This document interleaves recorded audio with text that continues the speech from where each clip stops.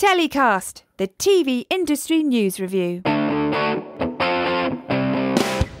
Hello and welcome to our second MIPCOM special show, and I'm delighted to be joined by John Elmes, International Editor of Broadcast, making his debut on Telecast. John, great for you to be on the show.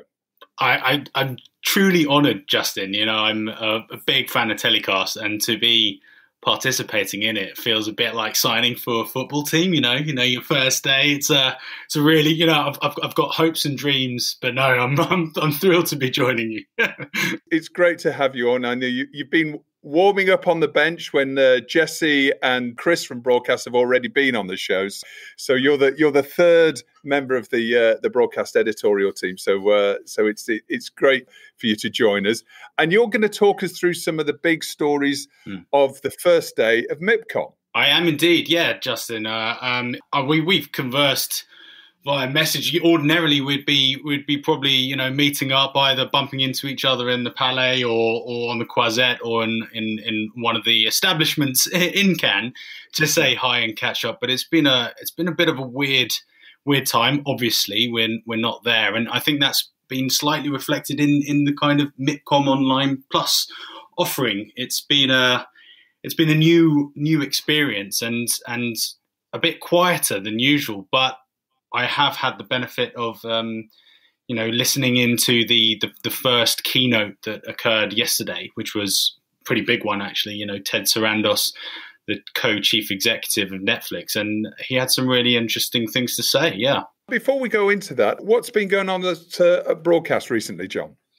Well, it's been non-stop, Justin. Obviously, our recent rebrand of the magazine, the new edition, which I believe Jesse came on to talk about as well in the past, has been kind of keeping us all busy. But last week I ran a pre-MIP kind of teaser event, a taster event for distribution focus called Showcase Live. It was part of our new content strand, Distributors Showcase, all about the global sales business. And the three sessions that we did were on burning topics that we think are really important and kind of throwing up a lot of question marks in the industry. And it was really good to do a kind of pre-MIPCOM panel session ourselves at Broadcast, and really organise our own set of events and discussions about the global content business.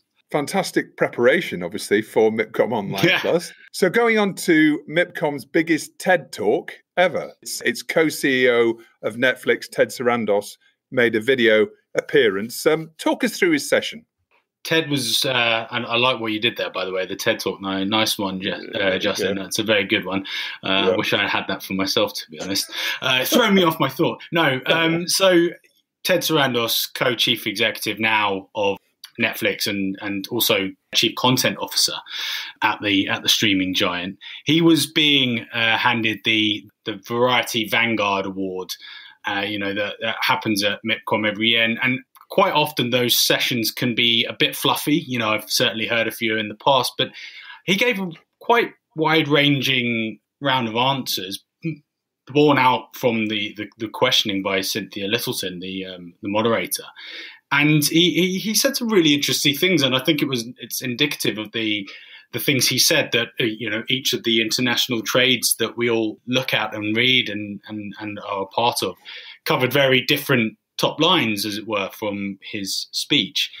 From my perspective, I thought the interesting point was that he's been, as well as being candid, I noted he was somewhat combative, robust in his comment about certain things. And particularly in this case, it was about the cancellation process that both broadcasters and streaming platforms go through when they cull certain shows and whether to continue extending them. And I think this was born out of some recent, I want to say backlash, but opposition is probably the kindest word to say, to the decision to cancel Glow, the female wrestling drama series that Netflix has, Netflix original series. Yeah, we covered that on the show a couple of weeks ago, and it was actually they'd started production, I believe, on the fourth series. They had, and it was the fourth and final series, but Netflix cancelled that, I think, a week ago, around the first week of October, or as you say, a couple of weeks ago. And it wasn't specifically, his comments weren't specifically addressing that, but he was particularly interesting on the fact that he views the measure of success, which is part of the quote old media, and those were his words, old media, meaning traditional media, was the measure of the kind of long-standing measure of success is longevity of the show. And he was saying that is what's defined as success because it then leads to syndication in the US market. And if you get to the magic 100 episodes, that helps with reruns and, your show can live in perpetuity in the media. But in response to kind of opposition to shows being cancelled earlier on SVOD services such as Netflix, he was saying that this measure of success is a little bit antiquated, and unfortunately undue attention is given to shows that are cancelled on SVOD platforms if they only run for 4 series. But he was making the point that sometimes, it's quite rare for a show to account for 15 years worth of storylines, and in actual fact, the content runs out before the number of episodes, the creative content. Shows can get a bit tired, and his point was that we shouldn't just be looking at longevity as the measure of success for a show's life cycle. And I think that was indirectly a kind of a rebuttal to the criticism and opposition that Netflix has seen through the cancellation of shows such as Glow and One Day at a Time and Tuca and Bertie. It's an interesting stance to take, isn't it? Because surely if a series is popular and a series has got a fan base, it's going to become long running and it's going to be successful and popular and run for a number of seasons. But maybe the numbers that Netflix has got access to were perhaps tailing off for Glow. So maybe that is the real metric that decision was made on. Yeah, well, I mean, in the case of Glow, it's important to point out that the cancellation was ascribed to problems caused by coronavirus. So they took the decision. They must have, I think coronavirus and the pandemic had stalled production on it. And therefore they were, I think, possibly forced to take a decision to go elsewhere, possibly because, financial outlay in the time of coronavirus is really tough and people are experiencing the pinch. And if you've got a show, we don't know how much Glow costs. I mean, Netflix is quite proprietorial about how much a show costs. If you've got an expensive show and other expensive shows in your pipeline, maybe the easier thing to do is to cancel the show that has come to a conclusion. They would say a conclusion. I'm sure the fans would say that it hasn't come to a conclusion, and put the money into newer projects. It has to be caveated with those concepts. But you're right. I think it is strange because he also made the point that a show's shelf life could be 3 seasons or 4 seasons or 6 or 8. So he was kind of getting up into that. 8 seasons is a lot for a show. There aren't many shows out there that have been going for 8 seasons. So I didn't quite understand his point. Also, as you rightly pointed out, something like The Walking Dead, which is going into its 11th series, had its 11th series announced recently. Its 10th series was it was high rated and people were watching. So it is a bit strange that shows are perhaps cancelled sooner rather than later. I mean, I don't know what a perfect shelf life is for a show, but I'm watching 10 series of The Walking Dead and I'm not bored. Yes. Well, no, it's clearly something that will be an ongoing feature, really, and how long some of these series go on for. And as we don't know what the metrics are for these shows, then I guess if we're really attached to a season or a series, should I say, on Netflix, let's just keep our fingers crossed that everything will get another one. I watched Better Call Saul, and I'm just pretty sure that we're going to get to the final season, which has already been announced. That's interesting stuff. Now, MIPCOM is a place when we're all together physically. The rumours circulate often about executive changes, people moving jobs, people being poached and starting a new big role somewhere. But there's nothing rumour about a new promotion at Fremantle. We, as you say, Justin, we're always on the lookout for these tidbits and hushed words over a drink in a bar in Croisette on the Croisette about who's going where. As you say, we don't have that opportunity. And Fremantle took the opportunity yesterday to announce their new global head of drama, Christian Vesper. to replace their former head of global drama, Sarah Dool, who was announced that was going to Red Production Company. That was significant for me in the sense that there weren't many of these announcements floating around, and also because Christian had huge shoes to fill in Sarah Dool. I mean, Fremantle's drama outlay over the last few years has been, quite impressive. If you think of some of the titles that they have had, and that Sarah Dool has been a part of, the Young Pope and the New Pope, and those kind of titles. So his promotion is a significant one, but it makes perfect sense. He's been there for 4 years. I think bringing in someone new to a production entity to oversee scripted, which is already a really expensive part of the content landscape, and is also probably the most fractious when it comes to the current situation we find ourselves in the coronavirus outbreak. You have to really have someone who knows the business, the internal business, really well from the get-go. So it made perfect sense that he was up, and his expertise in international drama in his predecessing roles. At Sundance, he helped with Deutschland 83, which is obviously a massive trilogy and a quite important drama in the international sphere. So yeah, that stood out for me. Christian's promotion. Congratulations to him. Obviously, a safe pair of hands by the looks of it for Fremantle there. This year's MIPCOM Online Plus has diversity front and centre when it comes to its keynotes. But I see there's also been a big diversity announcement from a major studio player. Talk us through that. Yeah, so this was something that came up this morning, and as you say, Justin, I think diversity is not just part of front and centre for MIPCOM, but is front and centre for the entire industry. But particularly for MIPCOM, it's their part of their Change for Good campaign to increase talking points around important areas in the market, in the content market, such as diversity and sustainability.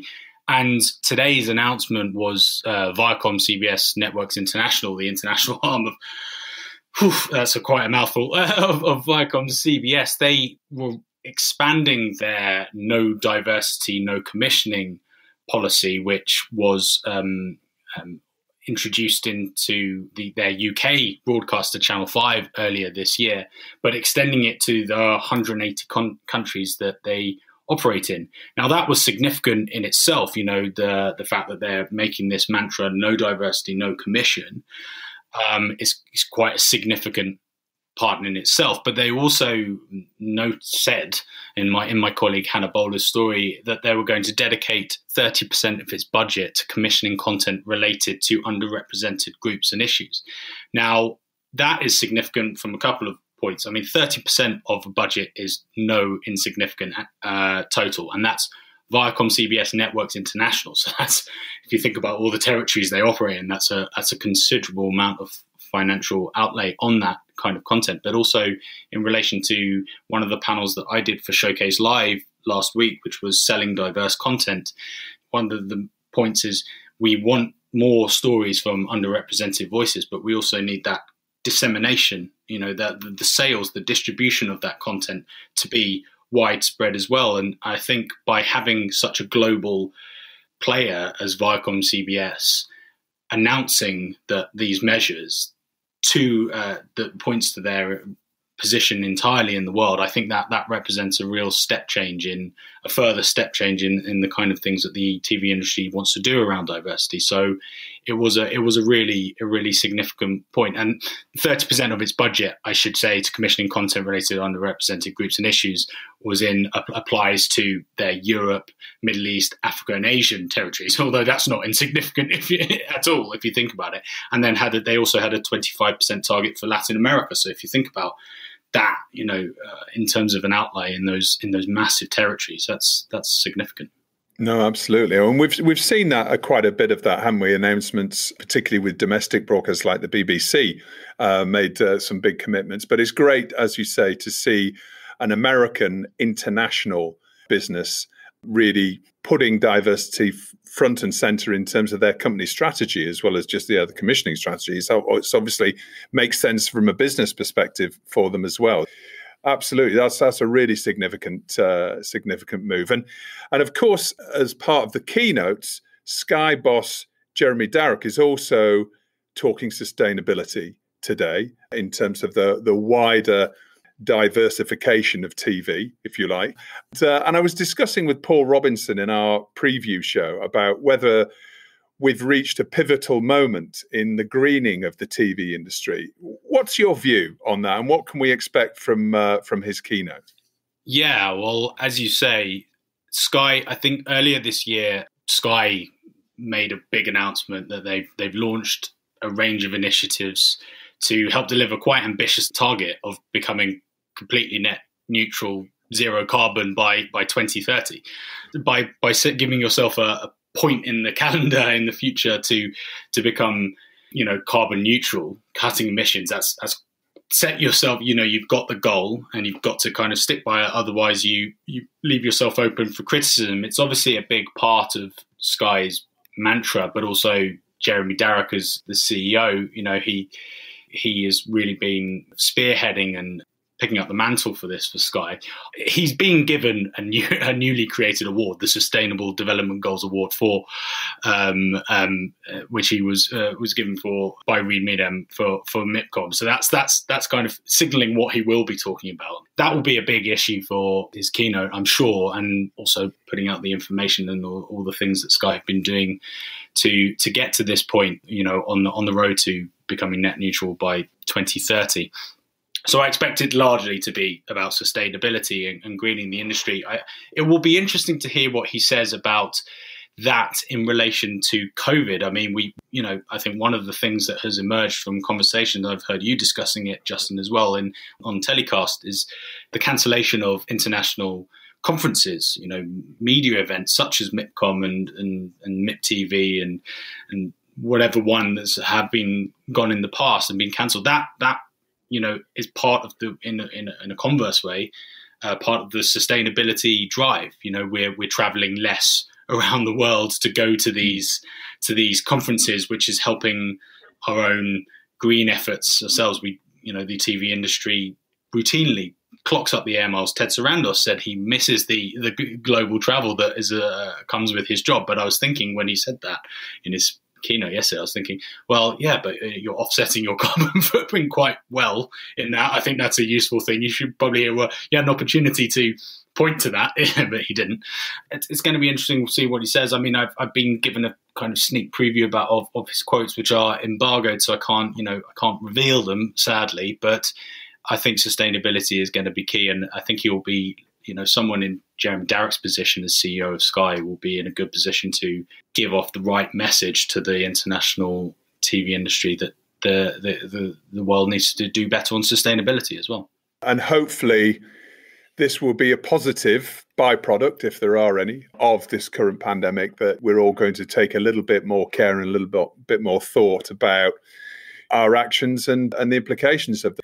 As you say, not being at a MIPCOM, that's 30,000 flights saved, I suppose, in one go. And although we want to be there and we wished we were there, then maybe it's looking at all of those other events around the calendar. And I know we've discussed it before on the show, but maybe there's some that maybe we might consider doing those virtually. Now we're in the habit of spending a lot of our time on Zoom and everything else, but interesting stuff. And let's hope it is that real turning point, because I think we all know that we need to do something. So hopefully it's a nudge and a positive outcome from this awful pandemic.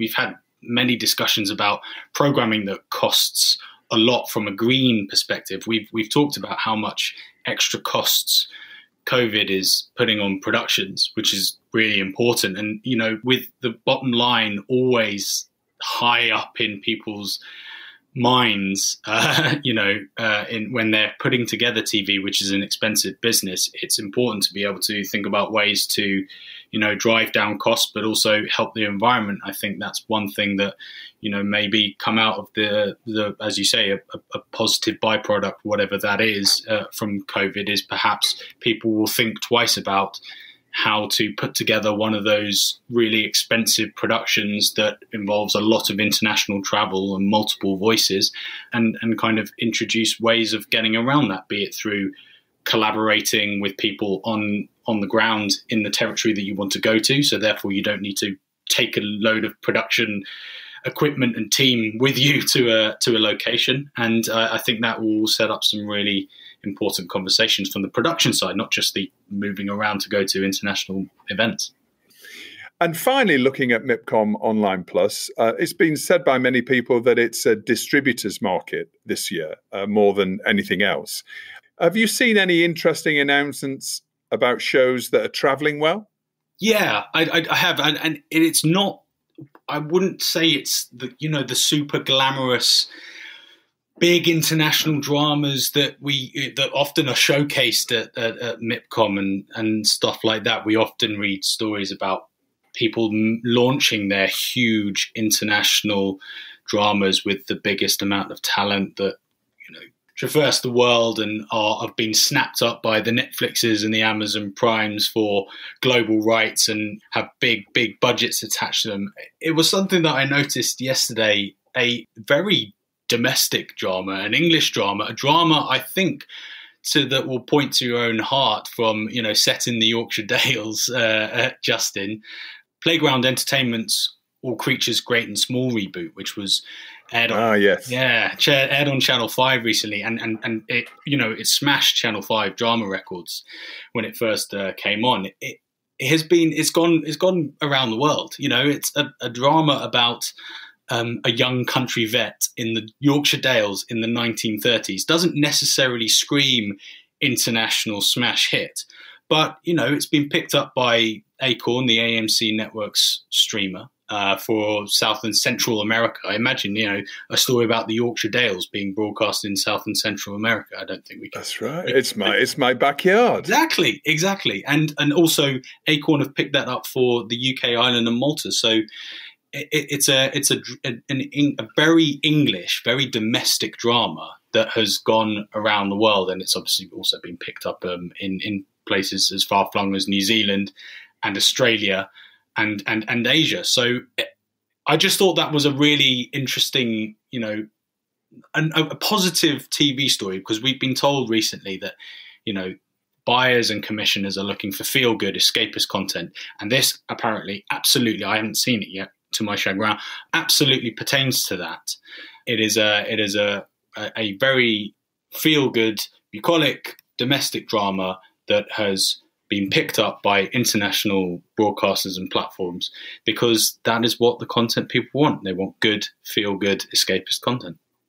Yorkshire content is Yorkshire what they content. want. That's exactly what it is. Exactly. Yeah. Excellent. Very good. Well, no, like you, I haven't seen All Creatures Great and Small yet. So obviously I grew up with the original, giving away my age there. No, it's a fantastic series, I'm sure. Certainly the books are fantastic, and the original series was too. So congratulations to everybody involved in that show. Great to see some international success. So, well, John, we've come to the end of our MIPCOM roundup for today.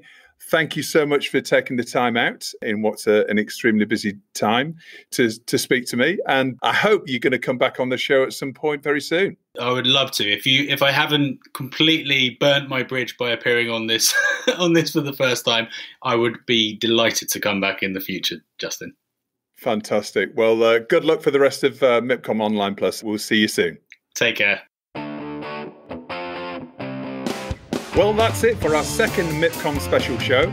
Tomorrow, I'll be joined by Deadline's international editor, Jake Cantor, as we cover off the key talking points of Day 3 of MIPCOM Online Plus. Until then, stay safe.